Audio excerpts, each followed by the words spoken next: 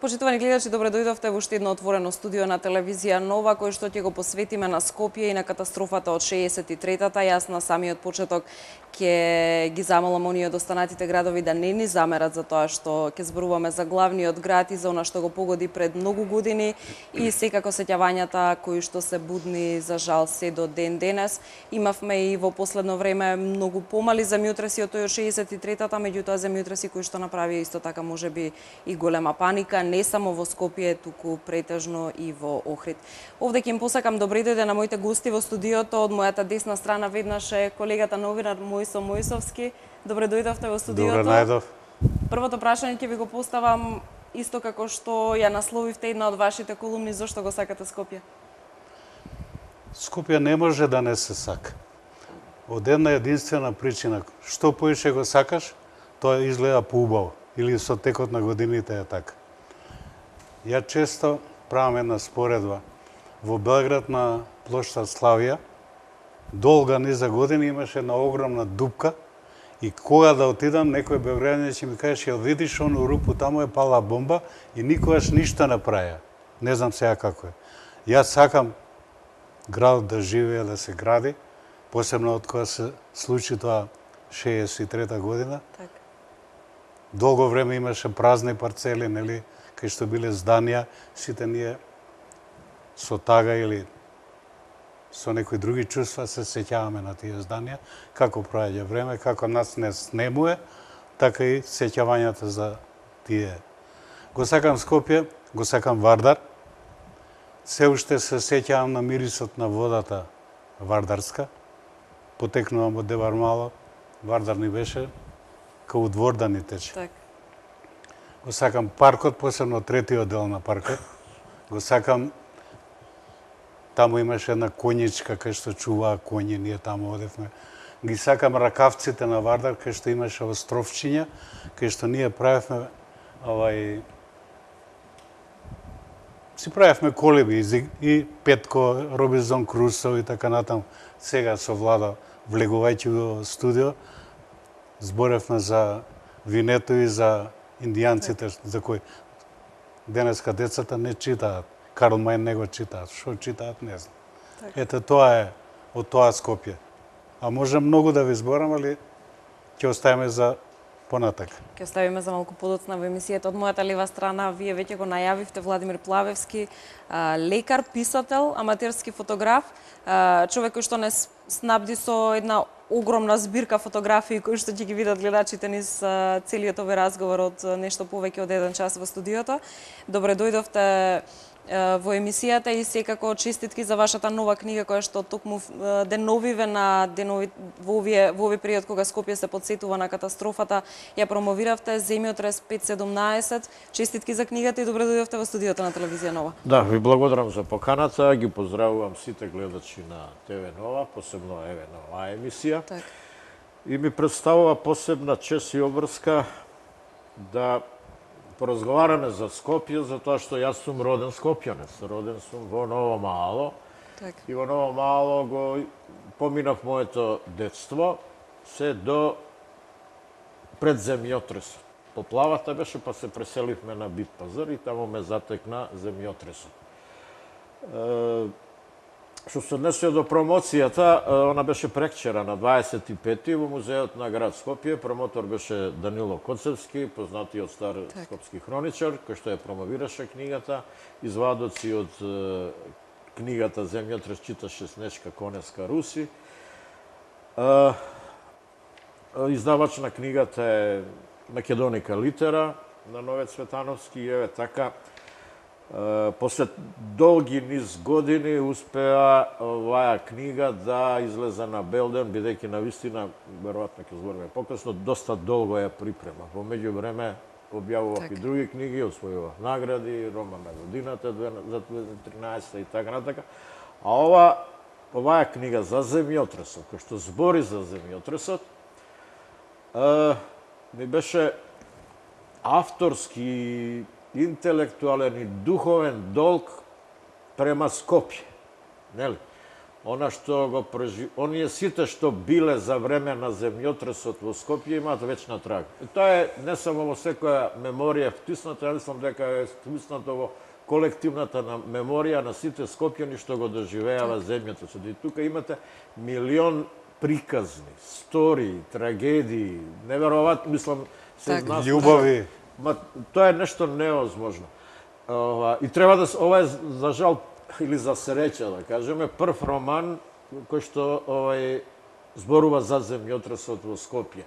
Сега да бидам малце амбициозно компаративен, мене во училиште, во гимназија, кога ме крена да одговарам учителката по македонски јазик, ме прашува кој е главниот лик во Мостот на Дрина на Иво Андрич. А ја реков, Мостот.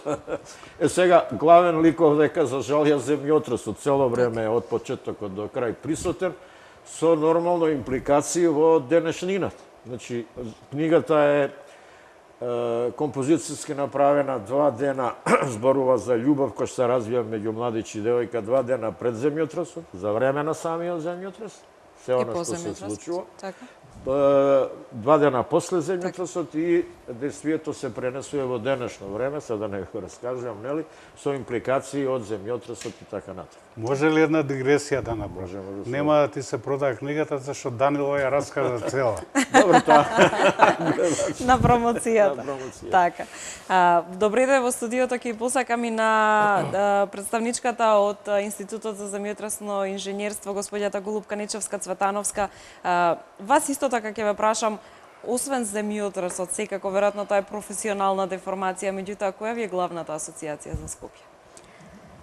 Прво, добро вечер и од мене за сите гледачи и драго ми е што сум е вака прекрасно друштво во денесната отворена тема.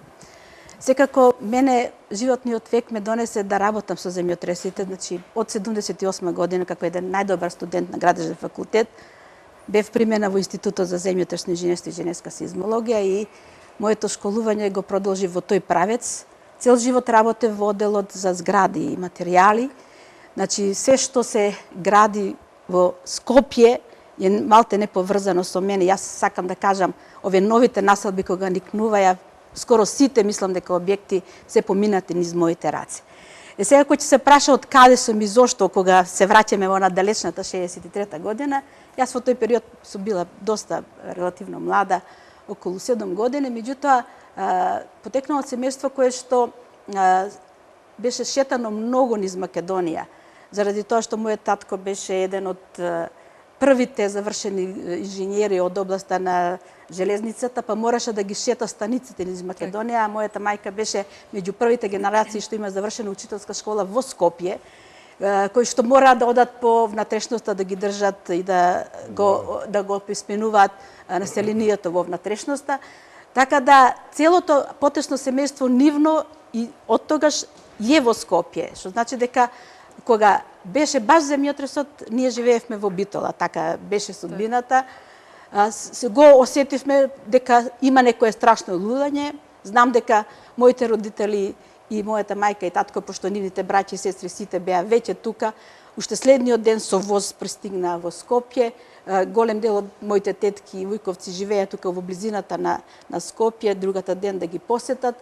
За среќа, значи од семејството потесно немаше жртви, така да без разлика, као да се сеќам и сега кога викаше еден надвор, нешто се љулја, за после пола сат да слушнеме дека Скопје е целото во прашина. Меѓутоа, ето судбината направи да работам во институтот и да се бавам токму со заштита на објектите и градење на сеизмички активни, на сеизмички отпорни конструкции и згради. Тоа е некако би можеле да го врзиме во еден заеднички цел на ова дебата што би била вечера. Така, интересна животна приказна. Всушност имате сите тројца, токму и затоа сте по овој повод и на оваа тема, нели, овде во студиото. да се подсетиме на 26 јули 63-тата. Ми кажавте дека сте имале 15 години. Не цели 15. Не цели 15 години, да. Новинарите кога ве прашуваа во изминатите години, кога Скопје одбележуваше годишнини од катастрофата од 63-тата, на прашањето дали се сеќавате, вие им велевте нема потреба од такво прашање, бидејќи сеќавањата ви се свежи како да се случило тоа вчера или денеска. Морам на почетокот да ви откријам една мала тајна. Од 90-тите навака пишувам колумнички, скопски приказни и така натаму. Излезе дека намерно сум ја одбегнувал темата земјотрес или поплава. Сум сакал тоа да го сокријам, макар да кој би имал фотоапарат како што е на Владо или кој би бил некој што има дарба за сликање, тоа би го нацртал со филигранска точност како изгледаше, дури не знам. Живеев, иначе сум од Дебармало, живеев во Циган Мало на Луј Пастер улица, од прилика некаде кај што е гимназијата Јосип Брос, ја го викам дрвениот театар, нели? Тој Македонски народен театар. Живеевме во едно мало куќиче и доградувано, као воз беше, како вагон.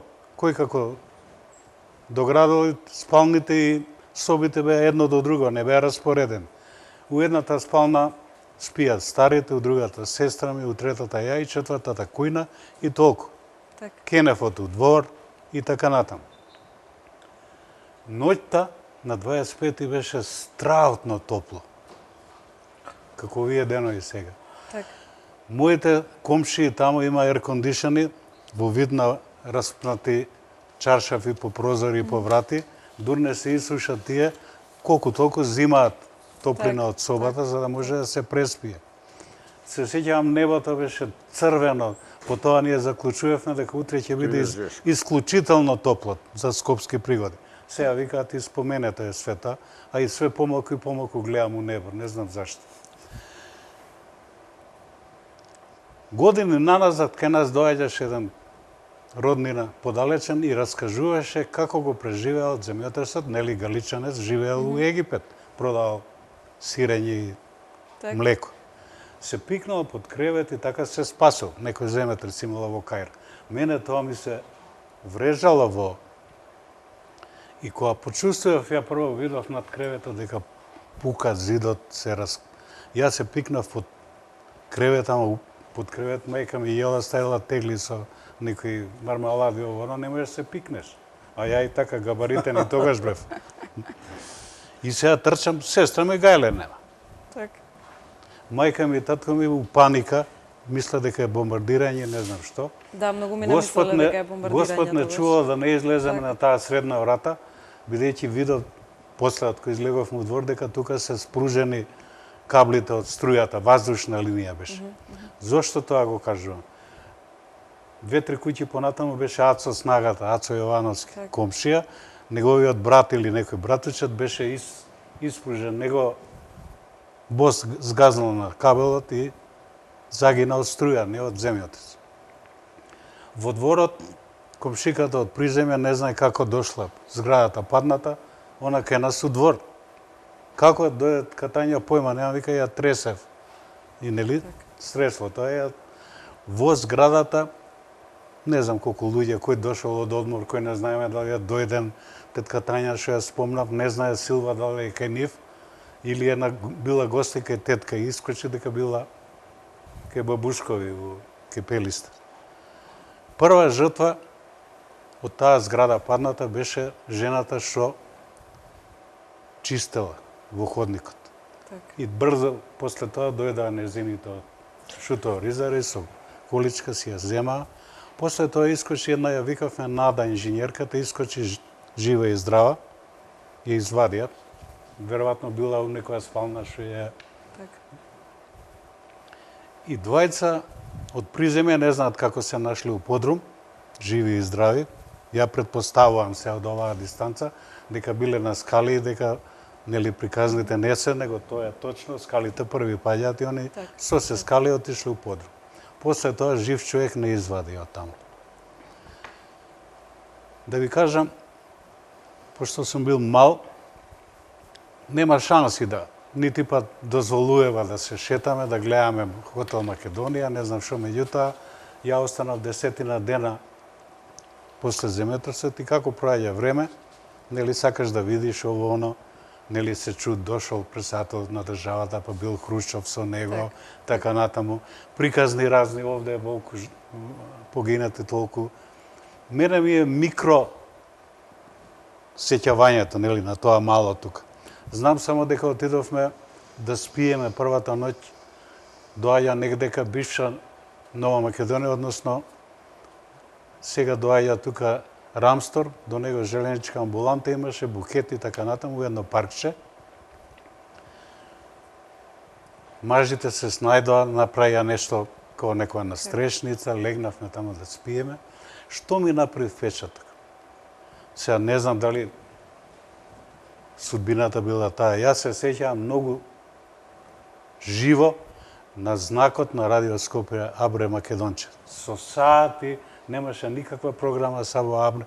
Они воспоставувале линија и го пуштале за... После дознав ја од колегите и од техничари и така натаму. Ноќта дур спиевме тамо, поминуваа возила безброј, со звучници и на сите се слушаше кој најмногу имиња на загинати, па ќе чуеш некој познат, нели другарче, вама тамо. Може ли да те прекинам? Да ме прекинеш. Еве имам тачен Слободно. податок Так. за ова што го кажува Мојсо, за Абре Македонче, мислам извадок дел од онакво. Мислам на вистините, бидејќи по документација го работа, екнува звучен сигнал Абре Македонче. Ова е све вистина. Зборува Радио Скопје. Ви се јавуваме од импровизираното студио со своја прва емисија по катастрофалниот земјотрес што утринава на 26 јули во 5 часот и 17 минути го снајде нашиот град. И одма кажува, листа на идентификувани и пострадани граѓани во земјотресот во Скопје. Ковач Бранко, Цртица Бане, Ковач Даница, стара 14 години од улица 8 ударна бригада број 16, Велков инженер Светислав, стар 27 Југобанка, Ѓурковиќ Бранко Гордана, стар 3 години улица Ѓуро Ѓаковиќ, Киро, студент од улица Народен фронт бор, Железничка станица, мртви извадени 13, Хотел Македонија, мртви 70, Карпош 2, зграда 13, мртви 195. Мислам, ова е вистински податок за првото емитување на сигналот на Радио Скопје. Еве, да не бидам доседен и да го прекинам, само бидејќи работеше, ми беше, јас многу сакав да го слушам на Радио Скопје кога работеше као... Не си кажал за сега? Да, не си ти кажал сега. Еве, јавно да те пофалиме.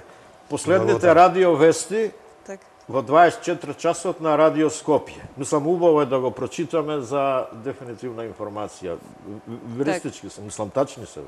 Вчера во Москва е парафирана спогодбата за забрана на атомските проби помеѓу Советскиот сојуз, Соединетите американски држави и Велика Британија. Утре во Пула ќе биде отворен 10-тиот јубиларен филмски фестивал од Домот на културата Кочо Рацин, знаеш каде? Падна. Да, падна. Ќе гостува државниот бугарски циркус Софија, почетно околу 20 часот. Денеска беше најтоплиот ден оваа година. Плажите на Вардар беа преполни со капачи, но и со рој комарци, за што треба да им се заблагодариме на службениците од хигиенскиот завод, кои веројатно се имуни на касање од овие комарци. Мале коментари, видиш во последни вести. Програма за 26 јули, за утредента. Започнуваме во 5 часот со музика од Плочи. Ќе слушате мелодијата од Шарл Азнавур «Вивер авек туа», да се живее со тебе. Прогноза за утрешното време сончево и топло. Драги слушатели, ви пожелуваме добра ноќ. Така всушност последните вести и ги прочитавме првите вести веднаш пред и после земјотресот. Премногу носталгично, меланхолично, тажно и така повели. Ја во тие литературни новинарски настапи се обидував, Владо е стрплив и е влегувал и во архиви. И јас сакав да раскажам приказна што сум ја доживеал и приказна у која што сум бил актер. Така да мојата приказна за земјотрес е околу Луи Пастер 79А, у паркчето, кога заминав за Битола прво, па за Белград, Зрењанин, нели, Евакуира. евакуиран и така натаму, значи друг пристап, а со тек на време, нели, како проаѓа денови, се осознава за сите тие работи, кој загинал, што било, како Да, било. постојано нови информации Так, се. кога веќе бевме кај информирање и кај имаше многу дезинформации. Така, тоа е нешто исто така што би сакала да го споменам. Страшни дезинформации. Јас мене ми остана впечаток, не знам колку време после земјотресот, во кулата на Партизанска, ја викавме воена кула. Воена се, да. На најгорниот спрат живееше се Измолок Медведев, кој им кажуваше на скопјани, не се мора кога тогаш да се приберете дома, ако ви е станот за живење, враќате се. И он живееше 14 спрат, не знам кој. Едно време се расчу дека ќе пукне браната на Матка. Па мораше и жиња. Да, и народ почна да си бега, затоа што првиот бран воден би бил 80 метри, би отишле сите ни у Гевгелија. Така, огромна паника може Мораше да се појави Перо Серафимов, тој што е инженер познат предвоен, што ја проектирал браната, да каже дека таа ќе издржи атомска војна, така е прајана и така натаму. Значи, во тие моменти многу е важна информацијата, многу е важна. Сега направивме муавет глас што го пуштија денови пред неколку години. Шпигал ли беше или не знам кој, дека армијата на тогашната држава закаснила 2 недели, не дошла за да му помогне на Скопје, што не е точно. Значи, тоа е спин кој што треба да докаже дека они чекале Врховниот командант да даде наредба и да даде одобрение. Јас знам дека после пола сат имаше 3 војници на таа урнатината. Тоа беа стражари што одеа на водно.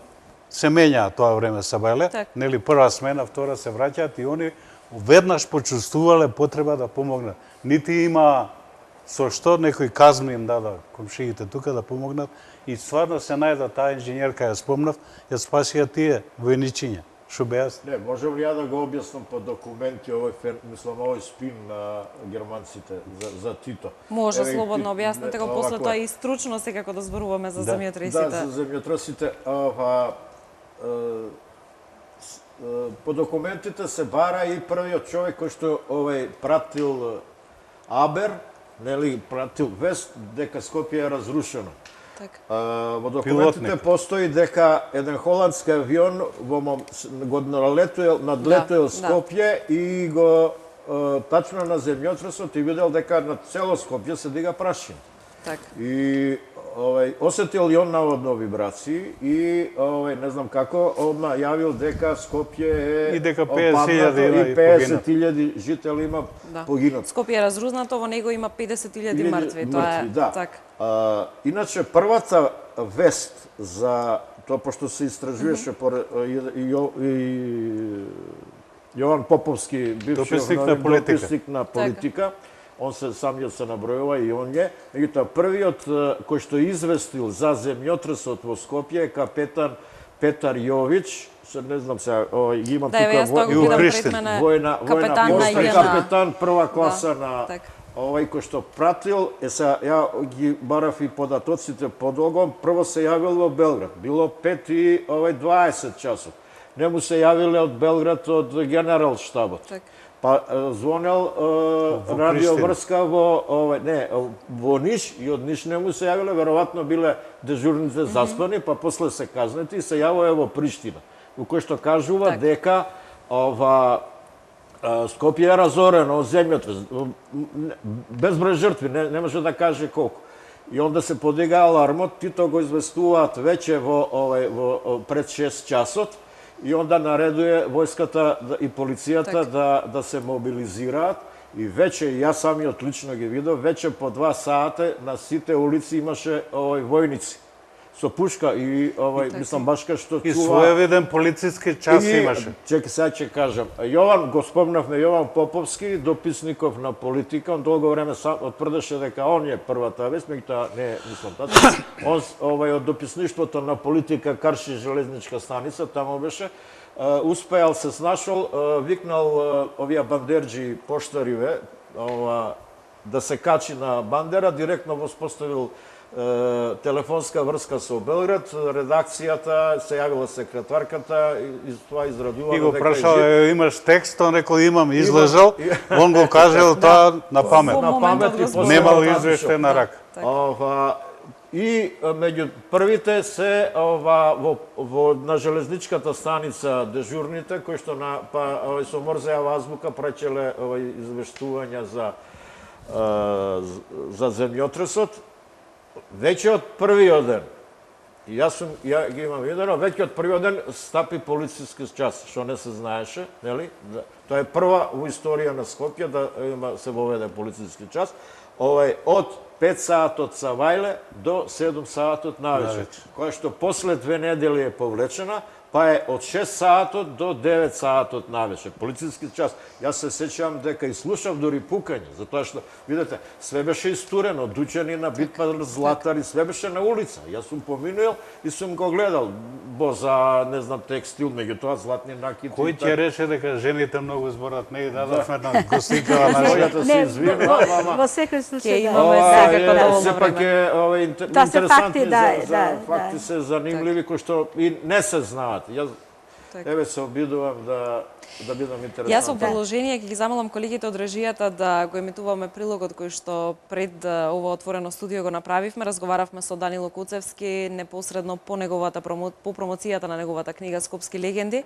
Тој низ оваа книга всушност ќе ги потсети читателите за тоа кои биле главните фраери, кои биле главните муабети во Скопје, како се живеело на скопското корзо. Во продолжение секако ќе ги погледнеме рекламите и се враќаме во студиото.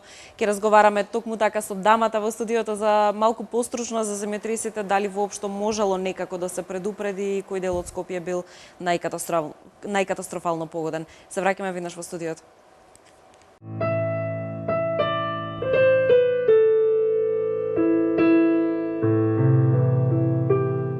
Новите генерации не би можеле да знаат за интимните легенди кои ги крие градот Скопје, за гркот Зорба, за тоа колку модерни и елегантни биле скопските фраери пред војната, така што ќе си помислите дека се парижани.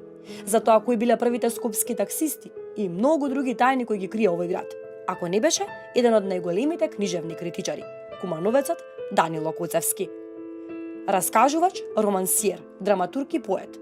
Куцевски во рамките на Скопско лето ја промовираше својата најнова книга Скопски легенди. Скопски легенди се приказни за Скопје, многу познати приказни за личности, познати од сите области, од сите сфери. Скопските легенди се незаборавни и како личности, и како луѓе. Но, знаете што, градот има и своји интимни легенди. Некоја улица Скопска стара пред земјотресот може да биде легенда. Некој камен, некој од калдрмата може да биде легенда, нешто што би било драго во Скопје, нешто што би лежело на душата во градот. Не може да биде легендарна некоја љубов, некои големи скопски љубови кои јас ги опишувам тука. Во книгата тој раскажува за тоа каков бил животот во македонската метропола во давнина. Ги споменува големите имиња од тоа време кои се одвојувале од толпата по нешто. Најубаво ќе зборува самата книга и корицата. Видите, ова е легендата, например, Грко Зорба, што е на почеток. Грко Зорба бил многу препознатлив за Скопје. Он живеел во Скопје во еден период, легнувал и станувал со бузуки, инаку тој бил познат трговец, ова е Грко Зорба. Овој мал дел овде е многу куриозитетен од книгата, од сликата. Тој е од аптеката на доктор Ставрич. Доктор Ставрич пред војната имал аптека во Маџин Мало и ова е еден лек кој јас го најдов као артефакт. Видите, овдека оваа група на скопјани изгледа како од некој американски филм, меѓутоа тоа е една фотографија од пред војната на скопските фраери, кои вака елегантно се облекувале со шапки, со шамивчиња, со препознатливи костуми и така натаму. Ова е овдека девојкава, е убавицата на скопското корзо и кралица на скопското танго. Во новото дело на Куцевски ќе се сретнете и со имиња од поново време. Тој напишал текст за жабарот и неговата надалеко прочуена кафеана, која долги години спие на кеот од реката Вардар. Потоа тој пишува и за легендата на Тефо, кој го отпеа македонскиот Евегрин "Нели ти стига мојата младост". Познат како хроничар на град Скопје, дотеран во еден ритам на скопјанец со стил. Култниот лик Данило Коцевски, со богато творештво кое му го подари на нашиот град и самиот по себе е една жива легенда.